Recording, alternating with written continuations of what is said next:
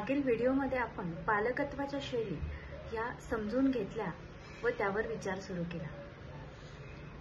आजच्या व्हिडिओमध्ये पालकांच्या कोणत्या गोष्टींचा परिणाम हा मुलांवर होतो यावर आपण सविस्तर चर्चा करूयात। आजचा विषय आहे पालक मुलांचे पहिले आदर्श। एखादं लहान मूल किंवा घरातील छोटी कंपनी हे पालकांचे व घरातल्या मोठ्या माणसांचे अनुकरण करत असते आणि मुलेही नेहमी अनुकरण प्रिय असतात। त्यामुळे आपण काय बोलतो, आपण कसे वागतो, आपली भाषा, आपले वर्तन, वागणूक या सगळ्या गोष्टींचा परिणाम हा मुलांवर होत असतो। तर आता हेच टप्पे आपण सविस्तररित्या समजून घेऊया। नंबर 1, वर्तन।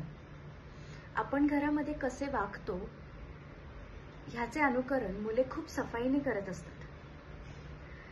घरातील मोठी मंडळी हे एकमेकांशी कशी वागतात, म्हणजे ती प्रेमाने बोलतात, आदराने बोलतात, ती काही वेळेला ओरडून, त्रागा करून किंवा चिडचिड करून किंवा अपमानित वागणूक करून बोलतात। या सगळ्याचे अनुकरण हे मुले करत असतात। तर ह्या छोट्या उदाहरणावरून लक्षात घेऊयात। मुले शाळेत आल्यानंतर त्यांच्या मित्रमैत्रिणींशी ओरडून किंवा सतत चिडचिड करून किंवा आपल्यापेक्षा कमी वयाच्या मुलांवर चिडून जर बोलत असतील तर कदाचित हे त्या वागणुकीचे पडसाद असतील। या वागणुकीचे त्यांनी अनुकरण केले आहे असे आपण नक्कीच समजू शकतो। तर हे टाळण्यासाठी आपण काय करू शकतो, तर मुलांसमोर सहसा कुठलाही वाद होणार नाही किंवा माझ्याकडून असे वागले जाणार नाही की ज्याचे निगेटिव्ह इमोशन्स मध्ये रूपांतर होईल। म्हणजे काय, तर ही चिडचिड, राग किंवा ओरडून बोलणे किंवा अपमानित वागणूक देणे हे सगळ्या निगेटिव्ह इमोशन्स मुलांपर्यंत पोहोचणार नाहीत याची सतत जर जाणीव ठेवली तर कदाचित मुलांवर ह्याचा परिणाम होणार नाही आणि मुले दुसऱ्यांसमोर किंवा दुसऱ्या मित्रमैत्रिणींसोबत किंवा कुणासमोरही वागताना अशा प्रकारची वर्तणूक किंवा वागणूक करणार नाहीत। नंबर 2, भाषा। हा सगळ्यात महत्त्वाचा टप्पा आहे। आपण घरामध्ये कुठली भाषा वापरतो किंवा कोणत्या पद्धतीने बोलतो हे अतिशय महत्त्वाचे ठरते। काही वेळेला नकळत रागामध्ये काही नको असलेले शब्द किंवा नको असलेली भाषा आपल्याकडून बोलली जाते।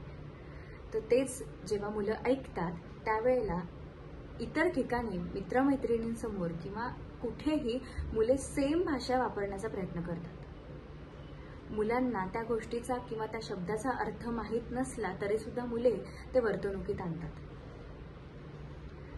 ह्या गोष्टी टाळण्यासाठी आपण नक्की काय करू शकतो, तर मी नक्की कुठला शब्द बोलतोय किंवा मी आता मुलांसमोर बोलतोय याची जर सतत जाणीव ठेवली तर कदाचित या परत निगेटिव्ह इमोशन्सचा परिणाम हा मुलांवर होणार नाही। आणि लँग्वेज इज द परफेक्ट की फॉर कम्युनिकेशन। त्यामुळे आपली भाषा कुठली आहे किंवा आपण कशा पद्धतीने बोलतोय हे मुलांपर्यंत पोहोचवणे अतिशय गरजेचे आहे।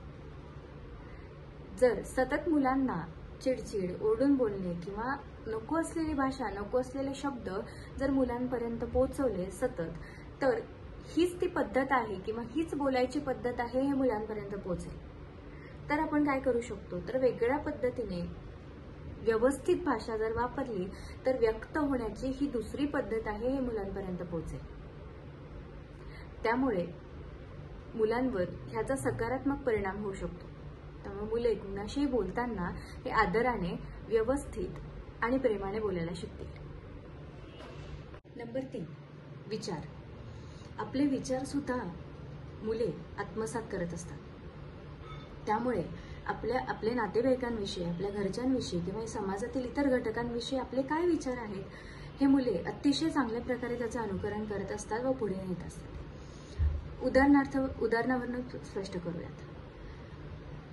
घरामध्ये सगळी कामे ही सगळ्यांची असतात किंवा आपले आईवडील हे एकत्र मिळून काम करतात हे जेव्हा मुलांना दिसते तेव्हा त्यातून प्रेम, आदर किंवा समता ह्या गोष्टींचा, ह्या सकारात्मक विचाराचा वारसा आपण मुलांना देऊ शकतो। हे अगदी छोटे उदाहरण झाले, पण अशा अनेक सकारात्मक वर्तणुकीतून आपण मुलांना चांगला विचार पोचवू शकतो। मुले ही आता ज्या वयात आहेत त्या वयामध्ये आपण मुलांना जसे घडवू तसे मुले घडतील। त्यामुळे आपल्या वागणुकीतून, आपल्या भाषेतून किंवा आपल्या विचारांमधून आपण मुलांना काय पोचवायचे आहे हे आपल्याला ठरवले पाहिजे। आपणच मुलांचे पुढचे आदर्श आहोत. आपण मुलांचे हे पहिले आदर्श आहोत. त्यामुळे आपल्या सगळ्या गोष्टीतून मुले हे शिकत आहेत याची सतत जर जाणीव ठेवली तर आपण छान पद्धतीने मुलांना घडवू शकतो. चला तर मग पालकांनो, आपल्या वागणुकीतून किंवा विचारातून किंवा आपल्या सगळ्या गोष्टीतून छोटे छोटे बदल रोज करूयात आणि नवीन विषयाला घेऊन परत भेटूयात पुढच्या शनिवारी. धन्यवाद.